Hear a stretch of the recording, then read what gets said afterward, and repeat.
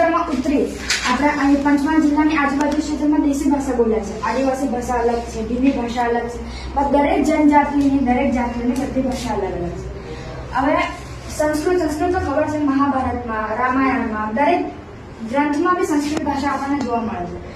તો સંસ્કૃત ભાષા છે ને 1500 ઈસવી પૂર્વમાં દેખાઈ હતી. ફોટો છે 1500 ઈસવી પૂર્વમાં સંસ્કૃત ભાષા બોલાતી હતી 500 ઈસવી પૂર્વ સુધી. હવે એની સંસ્કૃત બે ભાષા હતી, બરાબર, મતલબ બે પ્રકારમાં બોલાતી હતી, એક વૈદિક અને એક લૌકિક, બરાબર. પછી એની પછી થોડુંક ઇમ્પ્રુવમેન્ટ થયું, પછી પાલી ભાષા બોલાય. પાલી જે બુદ્ધજી હતા એ બોલતા હતા, મતલબ એમના જે ઉદ્દેશો હતા એ આપણને એ ટાઈમમાં પાલી ભાષામાં જોવા મળતા હતા, બરાબર.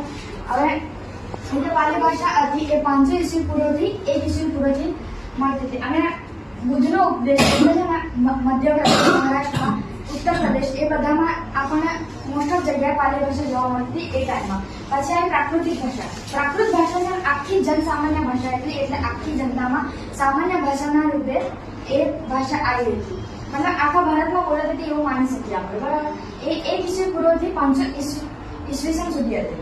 પછી આવી અબ્રજ ભાષા. અબ્રજ ભાષાને માનવ સૌથી બગડેલી, બધું mix, Braj mix, Gujarati mix, બધું જ મિક્સ એમ.